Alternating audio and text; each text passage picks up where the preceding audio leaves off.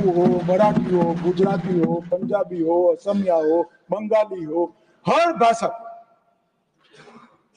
और सबका हिंदी और अंग्रेजी से अनुवाद के ऐप बने।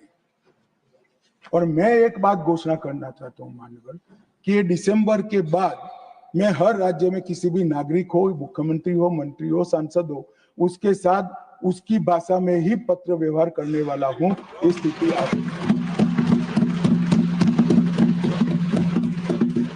ये जो भाषा के नाम पर दुकान चलाते हैं अपने भ्रष्टाचार को छुपाने के लिए, उनको मजबूत जवाब। भारत की एक एक भाषा भारत की संस्कृति का गहना है।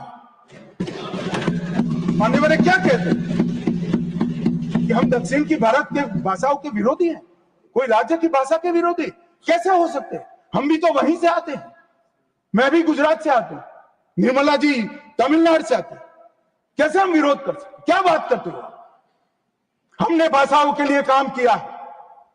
हमने मेडिकल और इंजीनियरिंग की शिक्षा को भारत की भाषाओं में किया है। और मैं आज इस मंच पर से कहना चाहता हूं तमिलनाडु सरकार, 2 साल से हम कह रहे हैं आप में हिम्मत नहीं है मेडिकल और इंजीनियरिंग की शिक्षा को तमिल में अनुवादित करने की, क्योंकि आपके आर्थिक हित जुड़े हुए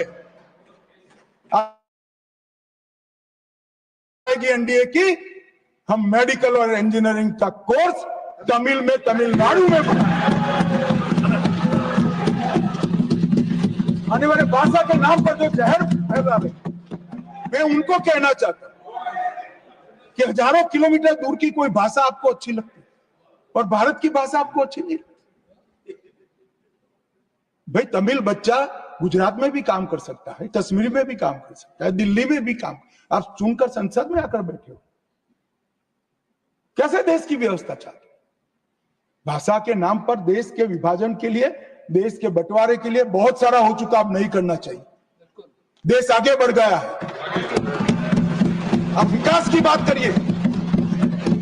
आपके घपले, घोटाले, भ्रष्टाचार छिपाने के लिए भाषा का आड़ देते हैं।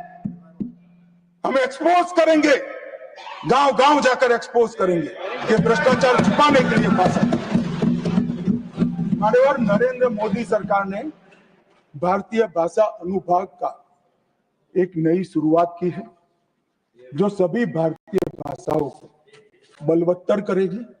और मैं फिर से एक बार बार मैंने कहा है, हिंदी की कोई भारतीय भाषा से स्पर्धा नहीं है। हिंदी सभी भारतीय भाषाओं की सखी है। हिंदी से ही सभी भारतीय भाषाएं मजबूत होती है और सभी भारतीय भाषाओं से ही हिंदी मजबूत होती है।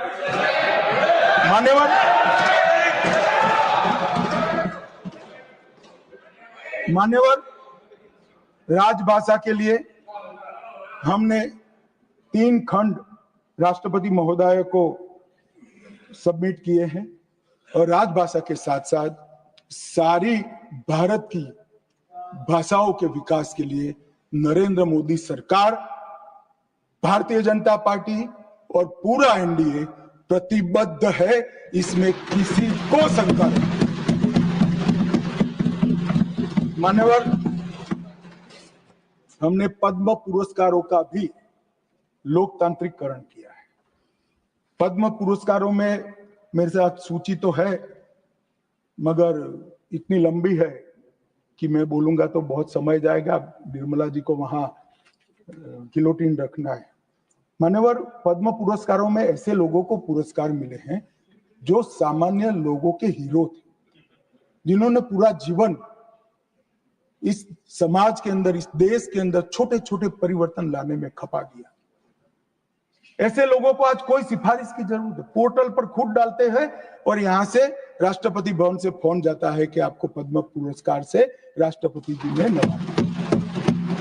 ऐसी पारदर्शी पद्म पुरस्कार की प्रक्रिया बहुत समय पहले बननी थी, मगर मैं धन्यवाद करूंगा नरेंद्र मोदी जी का कि उन्होंने एक प्रक्रिया बनाई और आगे बढ़ा है। माननीय गृह विभाग ने ढेर सारे कानून भी बनाए हैं।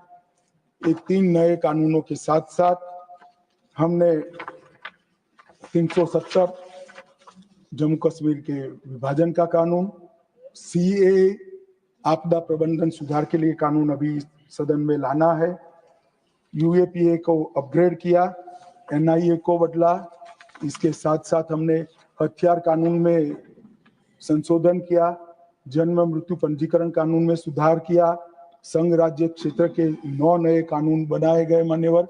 और सभी कानूनों का उद्देश्य देश में संघ भावना का अभिवृद्धि हो और देश की कानून और व्यवस्था मजबूत हो, वो ही रहा। सीएपीएफ के कल्याण के लिए भी ढेर सारी चीजें हमने की है।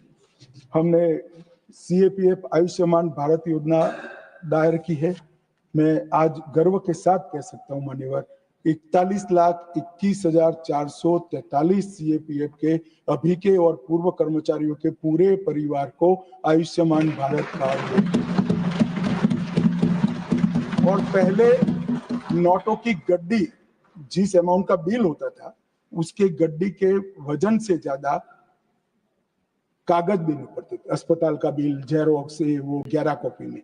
अब पूरी प्रोसेस ऑनलाइन हो चुकी है।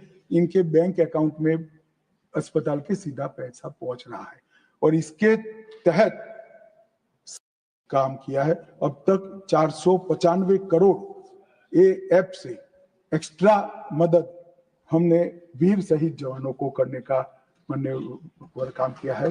प्रधानमंत्री छात्रवृत्ति योजना, हवाई कुरियर सेवा, ऑपरेशन कैजुअलिटी सर्टिफिकेट, कार्मिक प्रबंधन के लिए ई फाइलिंग, श्री अन्न का बढ़ावा,